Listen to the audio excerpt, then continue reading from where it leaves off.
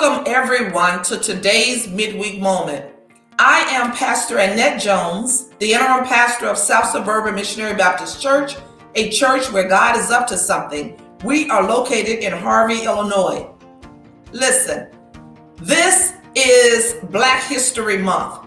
February is a time that we honor those that have gone on before us, those contributions of African Americans who have been with us throughout history, sharing and giving unto the African American communities.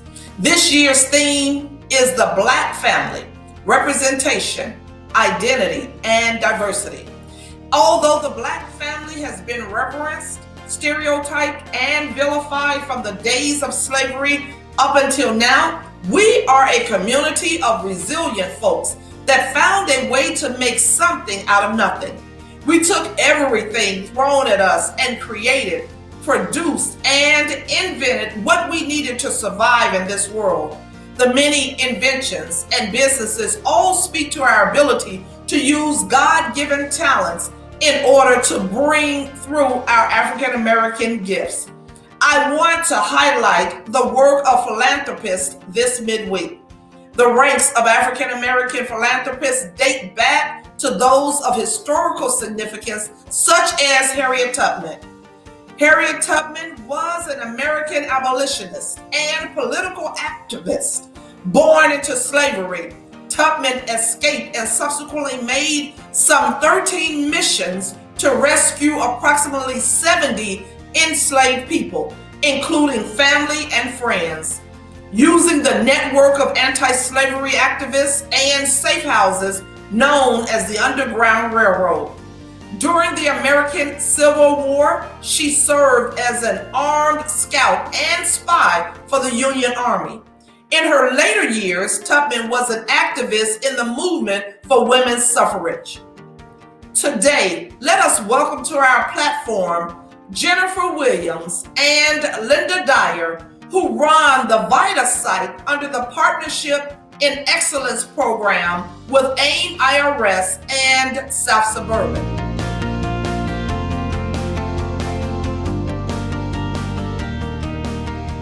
Welcome, Jennifer and Linda, to the platform. Thank you. Thank you. So I want to get right into our questions. What does the acronym VITA stand for, and who works in this program? Is it tax professionals or laypersons or whom? Okay, well, the acronym VITA stands for Volunteer, let me stress Volunteer Income Tax Assistance. And anyone can volunteer for that. We have tax professionals, we have students, we have lay people, we have retired people. Anyone that's willing to help and wants to volunteer. Thank you for sharing that. Seems like that you have many that give of their time and talents to make this event successful. What type of taxpayers do you normally service? We service different types of taxpayers, people who are professionals, people who have their own businesses, such as a drive share or ride share company, and people who are teachers, clerks, educators, nurses. We have all types of individuals coming in for assistance. Yeah, a large group of our people coming in for assistance are retired also. So retirees that come in and need our assistance. Oh, that's great. So you have all kinds of people who come in and volunteer. Are there any particular type of returns that you prepare at the site? Yes, we do Form 1040s, individual tax returns for individuals. We have some individuals who, not many, but who may have what we call a Schedule E, where they have rental property, and we do a small percentage of returns for military people. Okay, so you service a number of different type of taxpayers. Seems like you all have a lot of experience in the area of helping taxpayers. How did you get started, and how long have you been working in this field? Wow, it's been over 30 years. I remember getting involved with VITA when I first started working for the IRS. And at that time, we were permitted to go out and teach taxpayers about preparing tax returns. We're able to do speaking engagements, and we really enjoyed just giving back to the community. I know that even when I moved to Washington, D.C., Ohio, and Texas, I still volunteered and prepared returns. So for over 30 years for me. And it's been about the same time. Jennifer and I probably had the same amount of time, over 30 years. And it started with somewhat with the same program, going out, teaching VITA, preparing returns, setting up sites. And at that time, we just saw that there was a need in our community, because we saw we would go out and we would never be in our community doing these things. It would be in other communities. And there was a need out there for this kind of service, a free service in our community. So that kind of was a driving force for me. And I just get the opportunity to give back. And also, because of the job that I performed, what I saw was quite a few of us, Blacks, impacted by audits, not understanding what was on the return, not understanding the process. So that was kind of giving me an incentive to make sure that I could give back and help them understand what they needed to do. Wow. So 60 years, over 60 years of service between the two of you. 60 years, you all really only look like you're about 35. I don't know how you could have gotten given 30 years already. But that seems like a lot of time. And it seems like you vested a lot of time into this program. What is your passion for working in this volunteer program? Well, my passion for working in this volunteer program is, like Linda said, giving back to the community. I know that individuals have paid $250 and up for tax preparers to prepare simple returns. It gives me joy to be able to save them that money, and also to educate them, helping them to understand when they need to increase their withholdings so that they will not have a balance due, or helping them to understand whether or not they have a dependent that they can take for earned income tax credit.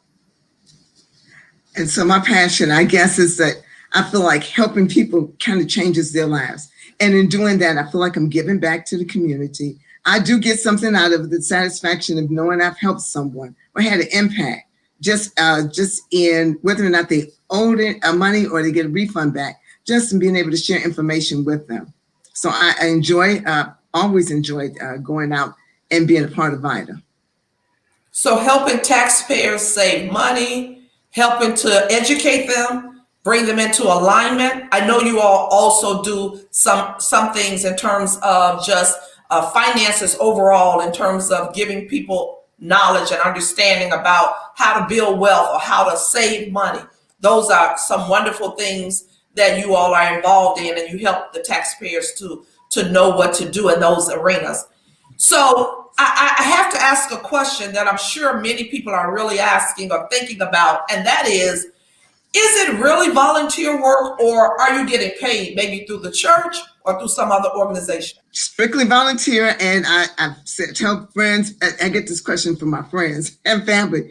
You really just volunteering? Yes, we get accolades from the people that come, and that's about all we get when they walk out and they're like this satisfied customer, and then they refer people. So we know that we're doing a good service because they refer people, and that's important, that they share the information. So every year our program has grown, not because we advertise, but because other people advertise for us. Oh, that's great. So thank you. We get it now. It's strictly volunteer, no compensation. We get it. So I know in light of COVID and all of the things that many businesses, including yours, have to change or had to change some practices and some things in how you were actually able to communicate with taxpayers and talk about your business, talk about this philanthropist opportunity. How do taxpayers get involved, and what kind of changes did you have to make? Well, we started our tax season last year face to face. But when the pandemic hit about mid-March, we had to stop and regroup and rethink how we were going to help our community.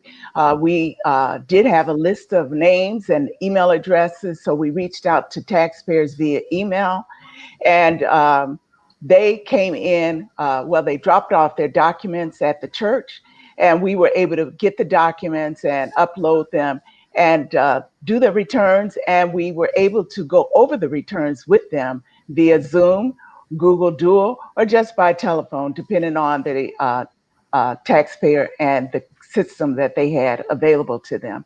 If they want to get involved this year, they can go to aim.irs.chicago@gmail.com, or they can call South Suburban Missionary Baptist Church at 708-333-9521. Well, thank you for sharing that. Now everyone knows how they can get in contact with South Suburban, with the VITA program in order to get their taxes done. You've given out an email address that they can use, or a phone number that they can call if they need more information.